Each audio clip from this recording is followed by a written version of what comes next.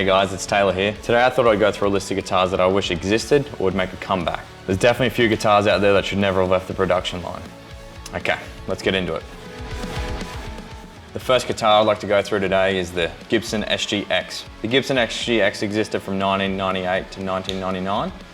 It's only a very short run. It's a very basic design that came with an array of finishes. With true Gibson SG specs, it was 24 frets, 6 string, with a single pickup configuration, made in the USA. I reckon if Gibson or Epiphone managed to bring this model back into production line, maybe keep the costs down, this could be quite a big success. The next guitar I wish would go back into production and also have a few extras is the Squier Jim Root range.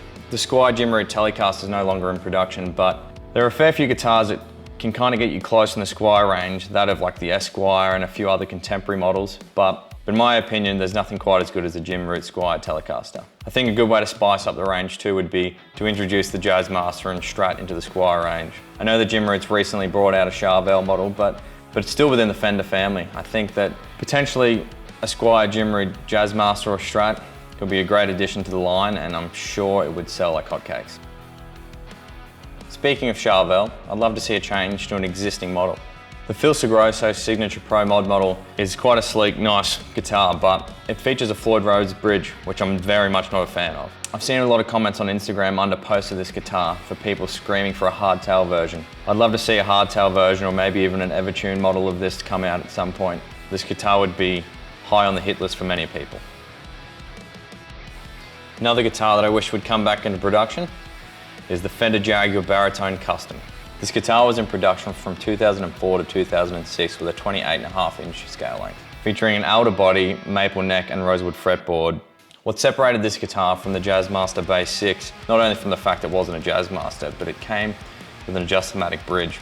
The addition of this guitar with a fixed bridge into the modern lineup for Fender, even if it's Fender Japan that puts out these models, I feel like it would be a great success. I've always wanted one of these guitars, being a massive Thrice fan. Tepe, the guitarist from Thrice, recently retired his from playing live, and potentially bring down the price for those rare Fender or Squier baritone guitars. In a recent video, I discussed the potential of a Lee Muller and Mike Stringer signature model that might be in the works, but here's another one that I could see potentially popping up in somewhat similar genres. SABIAN of Alpha Wolf has been playing Ibanez guitars for a long time now, and recently he posted some photos on Instagram with an AZ model that seems to be spec'd out to his liking. A 7-string guitar featuring a single pickup. I've got to say, it looks absolutely unreal. SABIAN posted photos of 2 models on his Instagram, one of an all black finish and then one of the black finish with a white pickguard.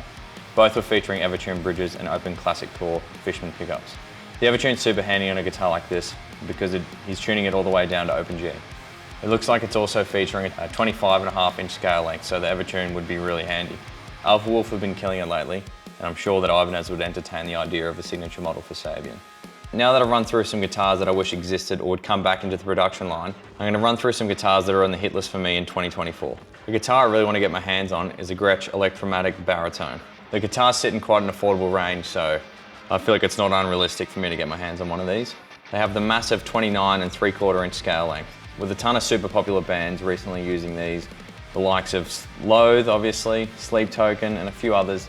I'd love to get my hands on one of these. Another guitar I'd like to get, which also sits in a more affordable range, is the Sterling by Music Man Valentine chambered model. This model came out in 2023 with a chambered body. I could easily see myself modding out one of these guitars. What I'd love to do with this guitar is swap out the pickups and throw some LOLLARTRONS in there. I could see myself using this guitar to write ambient music and also some post-rock and shoegaze. Anything of that nature, I think it would be really awesome. I also think it would just look super cool with the LOLLARTRON pickups. Hopefully I can get my hands on one of these. Lastly, I'm heading to Japan in April. I know there's a ton of guitar shops over there that I want to visit, but I'm kind of in the hunt for something very specific. I've been a massive fan of Gibson Les Paul Custom Black Beauties for such a long time, so I'm hoping while I'm over there I can hunt down something the likes of a Greco, a Bernie, or something like that. I first fell in love with Bernie Les Paul Customs when I saw videos of Sayus playing live. The guitarist Bo Bichelle was using a Bernie Les Paul Custom. I think I'd love to mod one of these guitars, throw some bare knuckle pickups in it, potentially an Evertune bridge, create a studio workhorse and a live guitar workhorse. Well, that wraps this video up. Let me know if there's any guitars that I've mentioned that also are of an interest to you, or if there's something else, let's start a discussion down below in the comments. Also, if you've been to Japan before, specifically Tokyo, let me know what's the best guitar shops, or which guitar shop would be best specifically for me in the search for this Bernie Les Paul Custom. Okay, thanks, like and subscribe.